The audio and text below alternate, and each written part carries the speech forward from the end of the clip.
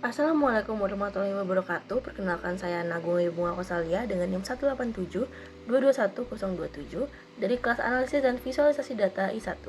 Pada video ini saya akan mempresentasikan ringkasan artikel model visualisasi data saya yang berjudul Implementasi Exploratory Data Analysis untuk analisis dan visualisasi data penderita stroke Kalimantan Selatan menggunakan platform Tableau. Nah, bagian pertama yang akan saya jelaskan adalah bab introduction. Berdasarkan data yang ada, stroke menjadi penyebab kematian utama di Indonesia. Jumlahnya mencapai 131,8 kematian per 100.000 penduduk. Angka ini sangat mengkhawatirkan dan menunjukkan betapa seriusnya ancaman stroke terhadap kesehatan masyarakat kita. Nah, kenapa sih masalah ini begitu mendesak? Salah satu penyebabnya adalah tantangan dalam pengelolaan data kesehatan Indonesia. Data yang terkumpul seringkali mengalami masalah seperti duplikasi, data yang hilang, atau data yang kosong. Sebelum data tersebut dapat diinterpretasikan secara akurat, data perlu dibersihkan melalui proses yang mendalam. Proses ini sangat penting karena kualitas data yang baik adalah dasar bagi analisis yang tepat, yang pada gilirannya mendukung pengambilan keputusan yang efektif. Selain itu, visualisasi data berperan penting dalam memahami informasi yang kompleks, terutama dalam hal deskripsi dan analisis kesehatan. Visualisasi yang tepat dapat memberikan gambaran yang lebih jelas dan intuitif, memudahkan kita untuk mengidentifikasikan tren, anomali, atau pola yang mungkin tidak terlihat hanya dengan melihat angka-angka. Ini sangat penting dalam konteks kesehatan di mana keputusan yang baik dapat menyelamatkan nyawa. Sumber data yang digunakan dalam penelitian ini diambil dari portal Satu Data Indonesia yang menyediakan informasi tentang jumlah penderita stroke di Kalimantan Selatan. Data tersebut disimpan dalam format Excel dan mencakup berbagai informasi penting seperti jumlah kasus baru, kasus lama, kasus kematian, serta distribusi berdasarkan tahun dan jenis kelamin. Nah, untuk menganalisis data ini, mereka menggunakan metode Exploratory Data Analysis atau EDA. EDA adalah pendekatan analisis data yang memungkinkan mereka untuk memahami pola dan tren data secara eksploratif sebelum mengalami kesimpulan yang lebih mendalam. Dalam konteks ini, EDA sangat bermanfaat untuk mengidentifikasikan fenomena terkait stroke di Kalimantan Selatan, baik dari segi jumlah penderita maupun pola distribusinya. Lalu, apa sih tujuan dari penelitian ini? Tujuan utamanya adalah memberikan visualisasi yang lebih jelas dan mudah dipahami terkait jumlah penderita stroke di Kalimantan Selatan. Dengan visualisasi yang baik, diharapkan hasil penelitian ini dapat mendukung upaya pencegahan dan pengelolaan penyakit stroke secara lebih efektif. Selanjutnya saya akan masuk ke bagian tinjauan pustaka di mana saya akan membahas berbagai konsep yang menjadi dasar dalam penelitian ini. Pertama, Exploratory Data Analysis atau EDA adalah metode yang digunakan untuk memahami karakteristik data melalui visualisasi dan statistik deskriptif. EDA membantu mengidentifikasi pola dan anomali sebelum melakukan analisis lebih lanjut, yang dalam penelitian ini berguna untuk mengeksplorasi data kesehatan terkait stroke di Kalimantan Selatan. Selanjutnya ada dashboard, yang merupakan tampilan grafis yang menyajikan informasi penting secara cepat dan efisien. Dalam penelitian ini, dashboard digunakan untuk memvisualisasikan data distribusi kasus stroke sehingga memudahkan pemahaman data bagi pengambilan keputusan. Yang selanjutnya adalah visualisasi data. Nah, visualisasi data ini berperan penting dalam mempresentasikan data mentah menjadi grafik atau diagram yang memudahkan kita untuk memahami pola atau tren. Teknik ini sangat membantu dalam menyampaikan informasi yang kompleks kepada audiens. Selanjutnya adalah pengetahuan tentang stroke. Di sini juga menjadi dasar yang penting. Stroke adalah kondisi yang berpotensi mengancam jiwa, sehingga memahami gejala dan dampaknya sangat penting untuk upaya pencegahan dan pengelolaan. Nah, terakhir adalah Tableau, yaitu digunakan dalam penelitian ini untuk memvisualisasikan data secara interaktif dan informatif. Tableau ini memungkinkan analisis yang lebih cepat dan hasil yang lebih mudah dipahami. Sekarang saya akan menjelaskan bagian metode penelitian yang digunakan dalam penelitian ini. Yang pertama ada objek populasi dan sampel penelitian. Objek penelitian ini adalah penderita stroke di Provinsi Kalimantan Selatan. Populasi penelitian mencakup seluruh penderita stroke yang terdata di wilayah tersebut. Sementara, sampel penelitian diambil dari data yang mencerminkan distribusi kasus stroke. Data ini kemudian digunakan dalam analisis dan visualisasi untuk menghasilkan wawasan yang relevan. Lalu selanjutnya adalah metode pengumpulan data. Data yang digunakan dalam penelitian ini adalah data sekunder, yang dimana data utama berasal dari portal Satu Data Indonesia yang menyediakan informasi jumlah penderita stroke di Kalimantan Selatan. Selain itu, mereka juga menggunakan literatur ilmiah yang relevan, terutama dari platform seperti Google Scholar dan Publish or Perish. Hal ini membantu memastikan bahwa data yang digunakan komprehensif dan valid. Selanjutnya, tahapan review. Langkah-langkah penelitian ini dapat dilihat pada gambar 3.1 ini, yang dimana mengilustrasikan alur penelitiannya. Penelitian ini dimulai dengan studi literatur sebagai dasar teori, lalu dilanjutkan dengan persiapan data. Setelah itu, data menjalani proses pembersihan menggunakan metode ETL atau Extract Transform Load untuk memastikan kualitas data sebelum akhirnya diimplementasikan dalam Tableau untuk visualisasi. Visualisasi dashboard ini membantu dalam menampilkan informasi yang lebih mudah dipahami terkait data penderita stroke. Lalu ada metode analisis data. Nah, langkah pertama dalam analisisnya adalah persiapan data, yang dimana mereka menggunakan dataset dari satu data Indonesia yang berisi jumlah penderita stroke di Kalimantan Selatan. Lalu data ini dikumpulkan dan diolah untuk memastikan siap digunakan dalam analisis. Setelah data terkumpul, dilakukan pembersihan data melalui proses ETL. Dan proses ini tuh melibatkan pengambilan data atau ekstrak, pemrosesan data untuk memperbaiki kesalahan atau mengisi data yang hilang atau transform, dan kemudian memuat data yang bersih atau yang disebut dengan load. Tujuannya adalah menciptakan dataset yang bersih, konsisten, dan siap dianalisis. Nah, setelah data bersih, mereka melakukan implementasi dan visualisasi dashboard menggunakan Tableau. Data yang sudah bersih diimport dalam Tableau dan divisualisasikan dalam bentuk dashboard yang interaktif dan informatif.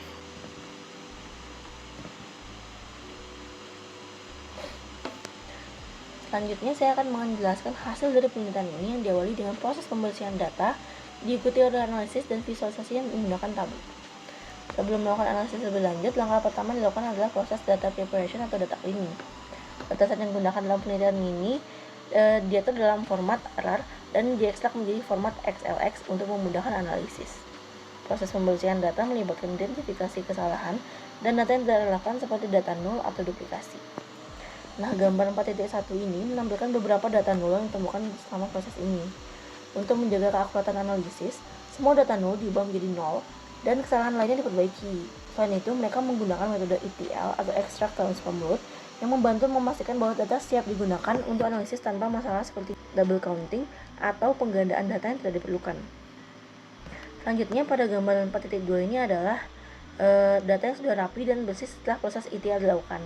Langkah ini sangat penting untuk menjaga konsistensi dan kualitas data yang akan digunakan dalam analisis selanjutnya.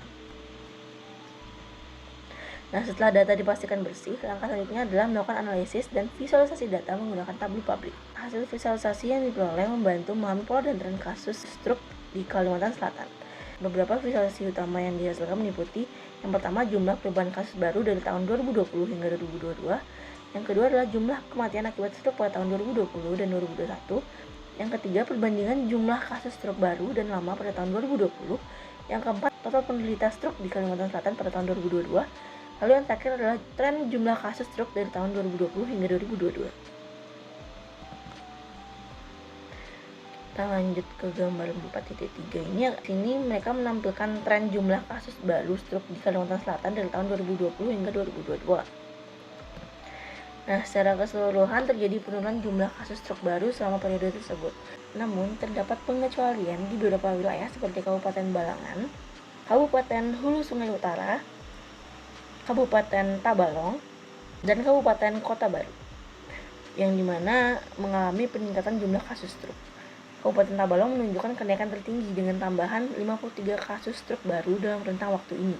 Temuan ini penting untuk diperhatikan karena wilayah-wilayah tersebut memerlukan intervensi khusus guna menekankan angka peningkatan kasus stroke.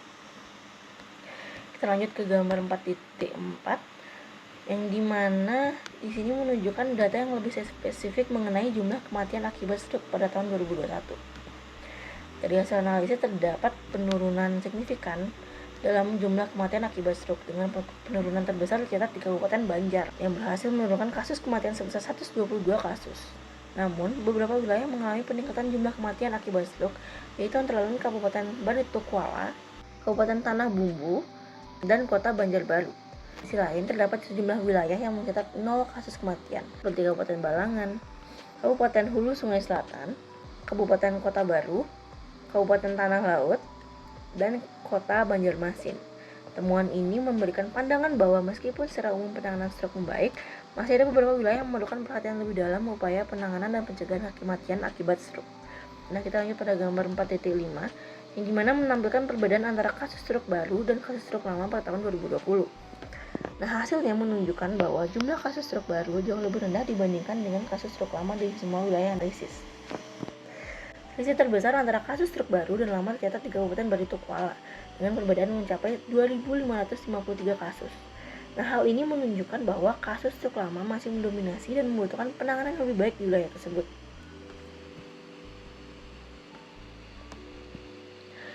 Nah, lanjut pada gambar 4.6, kita dapat melihat distribusi total penderita stroke di Kalimantan Selatan pada tahun 2022. Kabupaten Tabalong tercatat sebagai wilayah dengan jumlah penderita stroke tertinggi, dengan 30,4% dari total kasus stroke di seluruh provinsi. Posisi kedua ditempati oleh Kabupaten Hulu Sungai Selatan yang menyumbang 14,2% dari total kasus, disusul oleh Kabupaten Banjar dengan 12,76%.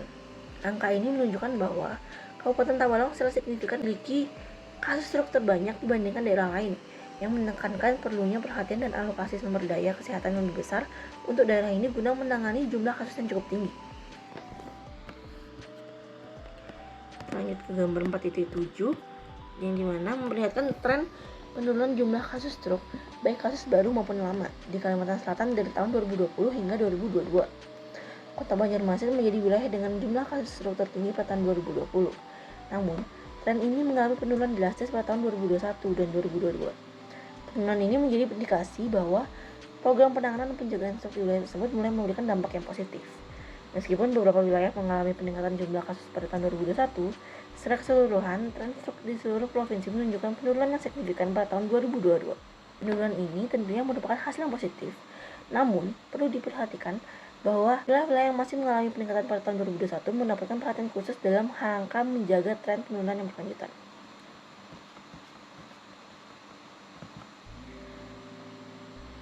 Nah, kita memasuki bagian kesimpulan. Di sini kita dapat menyimpulkan bahwa terdapat penurunan kasus baru dan kematian akibat stroke di Kalimantan Selatan dari tahun 2020 hingga tahun 2022. Namun, beberapa daerah masih menunjukkan peningkatan kasus pada tahun 2022. Analisis lebih lanjut diperlukan untuk memahami faktor-faktor yang mempengaruhi perubahan tersebut. Pemahaman yang mendalam tentang dinamika kasus stroke di Kalimantan Selatan diharapkan dapat mendukung pengembangan kebijakan kesehatan yang lebih efektif dan program pencegahan yang tepat. Penelitian ini memiliki keterbatasan karena hanya menganalisis jumlah penderita stroke tanpa mempertimbangkan faktor-faktor penyebabnya yang bisa menjadi fokus penelitian selanjutnya. Juga adalah daftar pustakanya. Sekian presentasi dari saya. Mohon maaf bila ada kesalahan kata. Saya ucapkan terima kasih. Wassalamualaikum warahmatullahi wabarakatuh.